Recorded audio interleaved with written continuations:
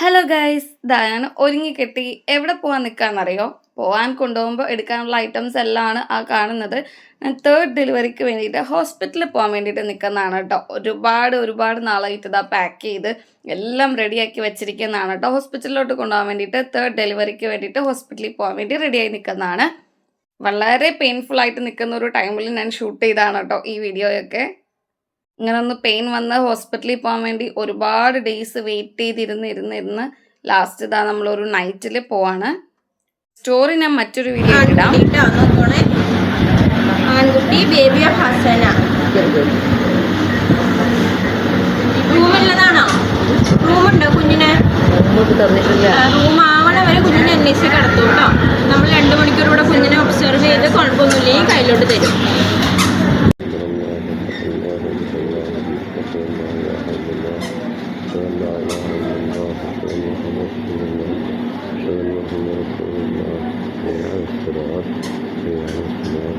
അങ്ങനെ ഡെലിവറി ഒക്കെ കഴിഞ്ഞ വിവരം ഡോക്ടർ പുറത്ത് വന്ന് പറഞ്ഞു. അതിനുശേഷം നഴ്സ് കൊണ്ടുപോയിട്ട് കുഞ്ഞിനെ പുറത്ത് കൊടുത്തിട്ടുണ്ടായിരുന്നു. അതിനുശേഷം ബാങ്ക് കൊടുക്കലും കാര്യങ്ങളൊക്കെ കഴിഞ്ഞു. അതായത് സംസം വെള്ളം കൊടുക്കുന്നതാണ് കേട്ടോ കുഞ്ഞിന്. ഒരുപാടൊന്നും ആയിട്ട് അങ്ങനെ കൊടുക്കുന്നില്ല, ജസ്റ്റ് ചുണ്ടിലൊന്ന് ടച്ച് ചെയ്ത് കൊടുക്കുന്നേ ഉള്ളൂ സംസം വെള്ളം. അത് കഴിഞ്ഞിട്ട് കുട്ടികൾക്കൊക്കെ ഒന്ന് കാണിച്ചു കൊടുക്കുന്നതാണ് കേട്ടോ. ഇസുവും ആദൂനൊക്കെ ഒന്ന് കാണിച്ചു കൊടുത്തു. ഇസു ഫസ്റ്റൊക്കെ ഒന്ന് മാറി എന്താണെന്നൊന്നും മനസ്സിലാവാത്ത രീതിയിൽ. അത് കഴിഞ്ഞ് രണ്ടുപേരെയും കൊണ്ടും ജസ്റ്റ് ഒന്ന് ഉമ്മൊക്കെ കൊടുപ്പിക്കുന്നുണ്ട്. അതും മാറി നിൽക്കുമായിരുന്നു കേട്ടോ. ഇസു ഉമ്മ കൊടുക്കുന്ന കണ്ടപ്പോൾ പിന്നെ അതും കൂടി ഉമ്മൊക്കെ കൊടുത്തു. കാര്യം രണ്ടുപേരും കാത്തിരിക്കുകയായിരുന്നു. നമ്മൾ കുറച്ച് ടൈമിൽ കുട്ടികൾ എന്താണ് പുറത്തൊക്കെ ചെയ്യുന്നതെന്നൊക്കെ നോക്കാം. അതൊക്കെ ആയിട്ട് ഞാൻ പറഞ്ഞിട്ടുണ്ടായിരുന്നല്ലോ ബാക്ക് പാക്കിംഗ് വീഡിയോയിൽ ടോയ്സ് എന്തെങ്കിലും മേടിക്കണം എന്ന്. അപ്പോൾ അങ്ങനെ 2 JCB രണ്ടുപേർക്കും ഒരുപോലത്തെ മേടിച്ചിട്ടുണ്ടായിരുന്നു കേട്ടോ. അപ്പോൾ ലൈറ്റും സൗണ്ടൊക്കെ ഉള്ളതായിരുന്നു. അതിലൊക്കെ കളിച്ചുകൊണ്ട് അവരതിൽ നടക്കുന്നുണ്ടായിരുന്നു. പിന്നെ അത് ആ ട്രോളിയൊക്കെ ഉന്തിക്കൊണ്ട് അടുക്കലായിരുന്നു ടെസ്സുവിൻ്റെയൊക്കെ പണി. അപ്പോൾ ലേബർ റൂമിൻ്റെ പുറത്ത് കുറച്ച് കൂടുതൽ ടൈം അവർക്ക് സ്പെൻഡ് ചെയ്യേണ്ടി വന്നു. കാരണം റൂം കാര്യങ്ങളൊക്കെ കിട്ടാനായിട്ട് കുറച്ചധികം ടൈം എടുത്തു. അപ്പോൾ ഞാൻ ലേബർ റൂമിലും കുഞ്ഞ് NICUലായിട്ട് കിടത്തിയിട്ടുണ്ടായിരുന്നു. അവർ ഫീഡ് ചെയ്യാനും കാര്യങ്ങൾക്കൊക്കെ നമ്മളെ കുഞ്ഞിനെ നമ്മളെടുത്ത് കൊണ്ടുവരും. ബാക്കിയുള്ള ടൈമിൽ NICUയിൽ കിടത്തിയിട്ടുണ്ടായിരുന്നു. റൂം നമുക്ക് ലൈറ്റായിട്ടാണ് കിട്ടിയിട്ടുണ്ടായിരുന്നത്, നൈറ്റ് ആയിട്ടുണ്ടായിരുന്നു. ഡെലിവറി മോർണിംഗ് ആണ് കഴിഞ്ഞത്. നമ്മൾ ഹോസ്പിറ്റലിൽ പോകുന്നത് തലേന്ന് രാത്രിയായപ്പോൾ ഹോസ്പിറ്റലിൽ പോയിട്ടോ. നൈറ്റ് ഒരു 10 മണിയൊക്കെ ആയപ്പോൾ നമ്മൾ ഹോസ്പിറ്റലിൽ ചെന്നു, അഡ്മിറ്റായി. ആ ഒരു ടൈമിൽ കുട്ടികളെ രണ്ടുപേരും നമ്മൾ കൊണ്ടുപോയിട്ടുണ്ടായിരുന്നില്ല, വീട്ടിൽ നിർത്തിയിട്ടാണ് പോയിട്ടുണ്ടായിരുന്നത്. കാരണം ഇങ്ങനെ പുറത്തൊക്കെ നിന്ന് കഴിഞ്ഞാൽ ഭയങ്കര ബുദ്ധിമുട്ടാവില്ലേ അവർക്ക് നോക്കാനും പിടിക്കാനൊക്കെ. പിന്നെ മാത്രമല്ല ഒരു ഉറക്കത്തിൻ്റെ ടൈമുമാണ്. സോ വീട്ടിൽ ഉറക്കിയിട്ട് ഞങ്ങൾ പോവായിരുന്നു. അപ്പോൾ എൻ്റെ വലിയൊരു ആഗ്രഹമായിരുന്നു കേട്ടോ ഡെലിവറി നടക്കുന്ന ടൈമിൽ അല്ലെങ്കിൽ കുഞ്ഞിനെ പുറത്തേക്ക് കൊടുക്കുന്ന ടൈമിൽ കുട്ടികൾ രണ്ടുപേരും കൂടി അവിടെ ഉണ്ടാവണം എന്നുള്ളത്. കുഞ്ഞിനെ കാണാൻ ഏറ്റവും കൂടുതൽ അവകാശപ്പെട്ടവരാണല്ലോ, ലൈക്ക് അവരുടെ സഹോദരൻ അല്ലെങ്കിൽ ഒരു സഹോദരി ആണല്ലോ ഉണ്ടാവാൻ പോകുന്നത്. ആ ഒരു ടൈമിൽ ആ കുട്ടികൾ എന്തായാലും പുറത്ത് വേണം കുഞ്ഞിനെ കൊടുക്കുന്ന ടൈമിൽ എന്നുള്ളത് എൻ്റെ വലിയൊരു ആഗ്രഹമായിരുന്നു. അങ്ങനെ കറക്റ്റ് കുട്ടി ഉണ്ടാവുക ഈ പുറത്തേക്ക് കൊടുക്കുന്നതിന് മുമ്പ് തന്നെ അവരെത്തിയിട്ടുണ്ടായിരുന്നു കേട്ടോ. ഡെലിവറി നടക്കുന്നതിന് തൊട്ട് മുമ്പ് തന്നെ അവരെത്തിച്ചിട്ടുണ്ടായിരുന്നു. ഇറ്റാച്ച് മേടിച്ചിട്ട് നമ്മൾ കൊടുത്തിട്ടുണ്ടായിരുന്നില്ല ആ ഒരു ഡേയിൽ, അതായത് ഹോസ്പിറ്റലിൽ വന്നപ്പോഴാണ് കേട്ടോ കൊടുത്തത്. അതിന് മുമ്പ് കൊടുത്തിട്ടുണ്ടായിരുന്നെങ്കിൽ ചിലപ്പോൾ അത് കളയും, അതല്ലെങ്കിൽ അതിനുള്ള താല്പര്യം കുറയുകയൊക്കെ ചെയ്യില്ലേ. അതുകൊണ്ട് ആ ഡേയിൽ തന്നെയാണ് നമ്മൾ കൊടുത്തിട്ടുണ്ടായിരുന്നുള്ളൂ. ഞാൻ ഡെലിവറിയൊക്കെ കഴിഞ്ഞിട്ട് കഞ്ഞി കൊണ്ട് തന്നിട്ടുണ്ടായിരുന്നു കേട്ടോ. ഒരു കഞ്ഞി കൊടുക്കാൻ പറഞ്ഞിട്ട് നമുക്ക് അവിടുത്തെ ക്യാൻറ്റീനിൽ നിന്ന് കഞ്ഞി മേടിച്ച് കഴിക്കുന്നുണ്ട്. അപ്പോഴേക്കും എൻ്റെ ഫേസൊക്കെ വേറെ എന്തൊക്കെയോ കോലങ്ങളായിട്ടുണ്ട് കേട്ടോ. എങ്ങനെയൊക്കെയോ കഞ്ഞിയൊക്കെ കുടിച്ചു. അത് കഴിഞ്ഞപ്പോഴേക്കും ഉമ്മച്ചിനെയും പിള്ളേരെയും എനിക്ക് കാണാനും എന്നെ കാണിക്കാനൊക്കെ ആയിട്ട് കയറ്റിയിട്ടുണ്ടായിരുന്നു.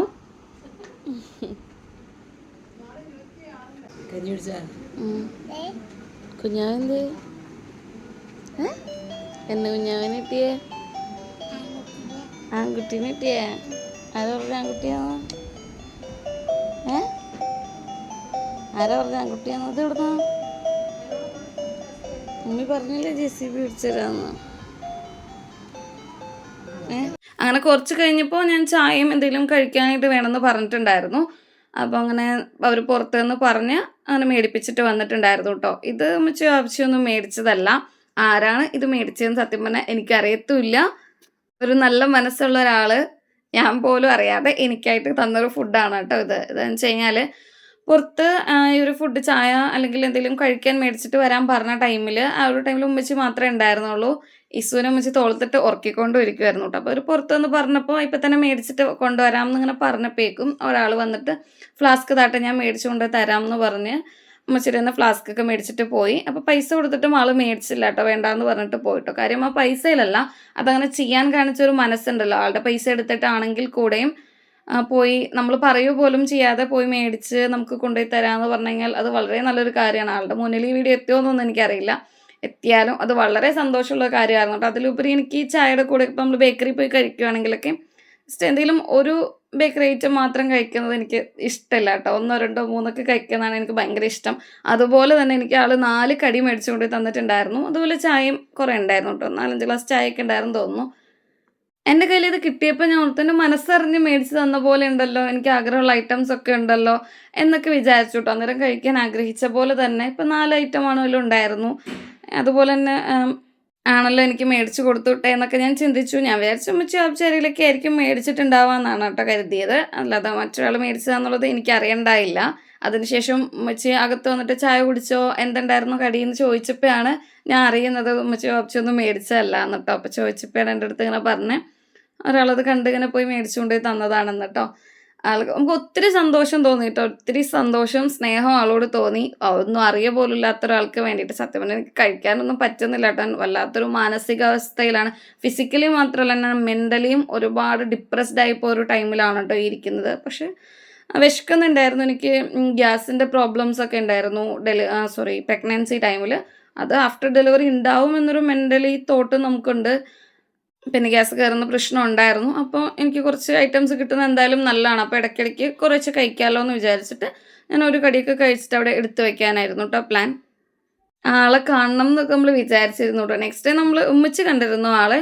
പക്ഷെ ഞങ്ങൾക്ക് കാണാൻ പറ്റിയില്ല. നമ്മൾ ഡെലിവറി കഴിഞ്ഞ് റൂമിലായിരുന്നല്ലോ. നമ്മൾ പോകുന്ന ടൈമിൽ എപ്പോഴോ ആളെ കണ്ടിട്ടുണ്ടായിരുന്നു ഉമ്മച്ചി എന്നിങ്ങനെ എന്നോട് പറഞ്ഞു. ഞാൻ മെൻ്റലി ഭയങ്കര ഡിപ്രസ്ഡ് ആയിട്ടുള്ളൊരു ടൈമായിരുന്നു അത്. അവിടുത്തെ നഴ്സുമാരുടെ അല്ലെങ്കിൽ ഡോക്ടറിൻ്റെ ഒക്കെ സപ്പോർട്ട് കൊണ്ട് മാത്രം എന്താ പറയുക ഒരു പിടിച്ചു നിന്നൊരു അവസ്ഥയായിരുന്നു കേട്ടോ അത്. ഞാൻ എന്തായാലും ഡെലിവറി സ്റ്റോറി എന്തായാലും വീഡിയോ ഞാനിടാം. അന്നത്തെ കാര്യങ്ങളെല്ലാം കൂടി ഇട്ട് ഒരു വീഡിയോ ഇടാം. ഞാനത് കുറച്ച് ടൈം കഴിഞ്ഞിട്ട് ഇടാം. അതിൽ നിന്ന് റിക്കവർ ആവട്ടെ എന്ന് വിചാരിച്ചിട്ടാണ് ഇത്രയും ദിവസം ഇടാതിരുന്നത്. ഇനിയും കുറച്ചും കൂടി ടൈം എടുക്കട്ടെ എന്ന് വിചാരിക്കുമ്പോൾ ഞാൻ പല കാര്യങ്ങളും മറന്നു പോവാണ്. നമ്മൾ ഡെലിവറി കാര്യങ്ങളൊക്കെ നമ്മൾ മറന്നു പോകുന്നല്ലേ പറയുക. കുറേ കാര്യങ്ങളൊക്കെ മറന്നു പോകണം. പിന്നെ വീഡിയോ ചെയ്യാതിരിക്കുമ്പോഴേക്കും പകുതിയും ഉണ്ടാവില്ല എന്ന് വിചാരിച്ചിട്ട് ഞാൻ വിചാരിക്കുന്നു ഇനി ഉടനെ തന്നെ അതിടാം. അപ്പം അതിന് മുമ്പ് അന്നത്തെ വീഡിയോ ഇടാമെന്ന് വിചാരിച്ചിട്ട് ഇടുന്നതാണ് കേട്ടോ. ഇത് കുഞ്ഞിനെ എനിക്ക് NICU കൊടുന്ന് കാണിക്കാൻ വേണ്ടി ഫീഡ് ചെയ്യാനൊക്കെ ആയിട്ട് കൊടുത്തപ്പോൾ ഞാനൊരു വീഡിയോ എടുത്തതാണ് കേട്ടോ. ഇത് ഇനി റൂമിലേക്ക് എന്നെ ഷിഫ്റ്റ് ചെയ്യാൻ ടൈം ഒത്തിരി എടുത്തു. കാരണം വെച്ച് കഴിഞ്ഞാൽ നമ്മൾ രാവിലെ ഡെലിവറി കഴിഞ്ഞ് നൈറ്റ് ഒരു 10 മണി 11 മണിയൊക്കെ ആയപ്പോഴേക്കുമാണ് ഷിഫ്റ്റ് ചെയ്യുന്നത്. സത്യം പറഞ്ഞെങ്കിൽ ഈ വീൽ ചെയറിൽ നിന്ന് എങ്ങനെ എഴുന്നേക്കും എന്ന് പോലുള്ള ടെൻഷൻ എനിക്കുണ്ട് കേട്ടോ. അത്രയ്ക്കും ഒട്ടും വയ്യാതെയാണ് ഞാൻ വന്നിട്ടുണ്ടായിരുന്നത്. എനിക്ക് അവരുടെയൊക്കെ സപ്പോർട്ട് കാര്യങ്ങൾ കൊണ്ടൊക്കെയാണ് പലതിൽ നിന്നും റിക്കവറായി നമ്മളവിടെ എത്തിയത് പോലും ഉണ്ടായിരുന്നു കേട്ടോ. അവരത്രയ്ക്ക് സപ്പോർട്ട് ചെയ്തിട്ടുണ്ടായിരുന്നു. ഇത്തവണ ഫസ്റ്റ് 2 ഡെലിവറിക്കും എനിക്ക് അത്രയും സപ്പോർട്ടൊന്നും തോന്നിയിട്ടില്ല. ഇത്തവണ എനിക്ക് മെൻ്റലി ഫിസിക്കലി ഒക്കെ നന്നായിട്ട് സപ്പോർട്ട് ചെയ്തിട്ടുണ്ട്. ഹോസ്പിറ്റലിലെ നേഴ്സാണെങ്കിലും ഡോക്ടറാണെങ്കിലും എല്ലാ രീതിയിലും നല്ല ഹെൽപ്ഫുള്ളായിരുന്നു കേട്ടോ. എനിക്ക് പെയിനാണെങ്കിലും ഒരുപാട് ദിവസങ്ങൾ നീണ്ടു നിൽക്കാറുണ്ട്. അങ്ങനെയൊക്കെ ഒത്തിരി പെയിനൊക്കെ പല ദിവസങ്ങളിലായിട്ടൊക്കെ ഇങ്ങനെ വന്ന് പോകലുണ്ടായിരുന്നു. അങ്ങനെയൊക്കെയാണ് കേട്ടോ ഈ ഡെലിവറിക്ക് ലാസ്റ്റ് നമ്മൾ ഹോസ്പിറ്റലിൽ പോയിട്ടുണ്ടായിരുന്നതും. പോയിട്ടാണെങ്കിലും ഒത്തിരി ടൈം എടുത്തു. ഈവൻ ഡയലേഷൻ ഇല്ലാതെയൊക്കെ ഒരുപാട് ടൈം പോയിട്ടുണ്ടായിരുന്നു. അങ്ങനെ കൊടുന്ന് റൂമിലാക്കി ബെഡിൽ കയറ്റി ഇരുത്തിയിട്ടുണ്ട്. ഡോറ് മുട്ടുന്നുണ്ട്. അത് തുറക്കാൻ നോക്കിയിട്ട് തുറന്നില്ല കേട്ടോ. അപ്പോൾ ഇതാ ഉമ്മച്ചി തുറക്കുന്നുണ്ട്. അങ്ങനെ ഇതാ നമ്മുടെ ബേബി എത്തുകയാണ് കേട്ടോ. അങ്ങനെ ബേബീനെ ഇതാ എൻ്റെ കയ്യിലോട്ട് കൊടുന്ന് തരികയാണ്. നമ്മൾ ഒരുപാട് വെയിറ്റ് ചെയ്ത് കാണാൻ കൊതിച്ച് ഒരു കുഞ്ഞാണ്.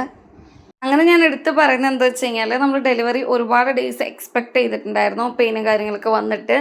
അപ്പോൾ നമ്മൾ ഇപ്പോൾ ഇന്ന് കുട്ടി ഉണ്ടാവും അല്ലെങ്കിൽ നാളെ കുട്ടി ഉണ്ടാവും അങ്ങനെ വിചാരിച്ച് വെയിറ്റ് ചെയ്തിരുന്നതുകൊണ്ടാണ് കേട്ടോ ഞാൻ ഒരുപാട് വെയിറ്റ് ചെയ്തു അല്ലെങ്കിൽ പാക്ക് ചെയ്തിട്ടൊക്കെ ഒരുപാട് ഡേയ്സായി എന്നുള്ള കാര്യങ്ങൾ പറഞ്ഞത് കേട്ടോ. ഇസും അതും വളരെ എക്സൈറ്റ്മെൻ്റ് ആയിട്ട് ഇത് നോക്കുന്നുണ്ടായിരുന്നു. അതും മുകളിൽ കയറി നോക്കുന്നുണ്ട്. അപ്പോൾ ഇസും കയറാൻ ശ്രമിക്കുന്നതാണ് കേട്ടോ. അപ്പോൾ ഞാനൊന്ന് പിടിച്ച് ജസ്റ്റ് കാണിച്ചു കൊടുത്തു. ഹോസ്പിറ്റലിൽ പോയ ടൈമിൽ നമ്മൾ കുട്ടികളെ കൊണ്ടുപോയായിരുന്നു നന്നായി. കാരണം ഒരു രാത്രി മൊത്തം അവിടെ നിൽക്കേണ്ടി വരും. അതും ലേബർ റൂമിൻ്റെ പുറത്ത് നിൽക്കേണ്ടി വരും. ആ ഒരു ടൈമിൽ നമുക്ക് റൂം കിട്ടില്ല. അവരോട് ഒരുപാട് ഡെലിവറിയൊക്കെ ഒരു ടൈമിൽ നടക്കുന്ന ഒരു ഹോസ്പിറ്റലാണ്. അപ്പോൾ നമുക്ക് റൂം കിട്ടാനൊക്കെ പാടാണ്. പിന്നെ അവിടെ കുറച്ച് മെയിൻ്റെനൻസ് വർക്കൊക്കെ നടത്തുന്ന കാരണം കുറച്ച് റൂമൊക്കെ ക്ലോസ് ചെയ്തിട്ടുണ്ടായിരുന്നു. അതുകൊണ്ട് നമുക്ക് റൂം കിട്ടാൻ കുറച്ച് ടൈം എടുത്തു കേട്ടോ. അതുകൊണ്ട് ആക്ച്വലി വളരെ നല്ലതായിരുന്നു. കുറേ ടൈം എനിക്ക് ലേബർ റൂമിൽ നിൽക്കാൻ പറ്റി. അതുമാത്രമല്ല കുഞ്ഞിനെ NICUയിലും കയറി കിട്ടി, എനിക്ക് ലേബർ റൂമിലും കയറി കിട്ടി. അതുകൊണ്ട് വളരെ നല്ലതായിരുന്നു. കാരണം ആ ഒരു ടൈമിലൊക്കെ തന്നെ നമ്മൾ റൂമിലോട്ട് ഷിഫ്റ്റ് ആയിട്ടുണ്ടെങ്കിൽ എന്നെയും കുഞ്ഞിനെയും മറ്റ് 2 കുട്ടികളെയും കൂടി നോക്കണമല്ലോ കൂടെ നിൽക്കുന്നവർ. അത് കുറച്ച് ടഫല്ലായിരിക്കും. അപ്പോൾ ആ ഒരു ടൈമിൽ നമ്മളൊന്ന് റിക്കവറായി വരുന്നവരെ അവളെ നമ്മൾ കെയർ ചെയ്തു. മെൻ്റലി എനിക്ക് ഒരുപാട് സപ്പോർട്ട് കിട്ടിയിട്ടോ ഇത്തവണ ഹോസ്പിറ്റലിൽ നിന്ന്. പ്രത്യേകിച്ച് നഴ്സുമാരുടെ അടുത്തുനിന്നും ഡോക്ടർമാരുടെ അടുത്തുനിന്നൊക്കെ നല്ല സപ്പോർട്ട് തന്നെ കിട്ടി. ഒരുപാട് ബുദ്ധിമുട്ടുകൾ സഹിച്ചു. കാര്യം നമ്മളങ്ങനെ പറയുന്നത് ശരിയല്ലായിരിക്കാം. കാരണം അതിനേക്കാൾ ഒരുപാട് പ്രയാസപ്പെടുന്നവരുണ്ടാവും. ഇവനൊരു കുട്ടി ഉണ്ടാവാൻ വേണ്ടിയിട്ട് ഒരുപാട് ട്രീറ്റ്മെൻറ്റ്സും കാര്യങ്ങളും ഒരുപാട് സഫർ ചെയ്യുന്നവരുണ്ടാവാം.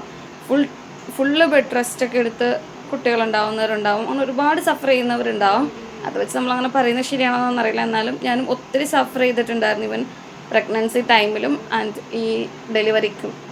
സെക്കൻഡും തേർഡും ഡെലിവറിയും അല്ലെങ്കിൽ പ്രഗ്നൻസി ടൈമൊക്കെ ഒത്തിരി സ്ട്രഗ്ലിംഗ് ആയിരുന്നു കേട്ടോ. ശരിക്കും പറഞ്ഞു കഴിഞ്ഞാൽ ഫുള്ള് റെസ്റ്റ് എടുത്ത് ബെഡിൽ കിടന്ന് അങ്ങനെയൊക്കെ തന്നെയാണ് കേട്ടോ മുന്നോട്ട് പോയിക്കൊണ്ടിരുന്നത്. പ്രത്യേകിച്ച് കാര്യങ്ങളൊന്നും എനിക്ക് ചെയ്യാൻ പറ്റുന്നുണ്ടായിരുന്നില്ല. എങ്ങനെയോ തട്ടിമുട്ടിയൊക്കെ ചെയ്തു പോകുന്നതായിരുന്നു. ഡെലിവറി ഡേയുടെ അന്നത്തെ കാര്യങ്ങളെക്കുറിച്ച് ഞാൻ ഇൻക്ലൂഡ് ചെയ്തിട്ട് എന്തായാലും ഒരു വീഡിയോ ഞാൻ ഇടാം. കുറച്ച് ടൈമിന് വേണ്ടിയിട്ട് വെയിറ്റ് ചെയ്താണ്. എന്തായാലും ഇൻഷാ അല്ലാഹ് അത് ഷുവറായിട്ടും ഇടാം കേട്ടോ. അങ്ങനെ കുട്ടിക്ക് ഡ്രസ്സൊക്കെ ചേഞ്ച് ചെയ്ത് നമ്മൾ കംപ്ലീറ്റ് സോക്സും മിറ്റൻസും മൊക്കീസ് എല്ലാം ഇട്ട് സെറ്റാക്കി വെച്ചിട്ടുണ്ടായിരുന്നു. ഇനി ഓരോന്ന് പാല് കൊടുക്കാനായിട്ട് നഴ്സ് വന്നിട്ടുണ്ടായിരുന്നു കേട്ടോ. നമ്മൾ ഫസ്റ്റ് കുറച്ച് ദിവസത്തേക്ക് എന്തായാലും പാലുണ്ടാവില്ലല്ലോ. അപ്പോൾ അങ്ങനെ കൊടുക്കാനായിട്ട് വന്നിട്ടുണ്ടായിരുന്നു. ഫസ്റ്റ് ഡേ ഇത്രേ ഉണ്ടായുള്ളൂ. നെക്സ്റ്റ് ഡേയിൽ വീഡിയോ ആയിട്ട് വരാം കേട്ടോ.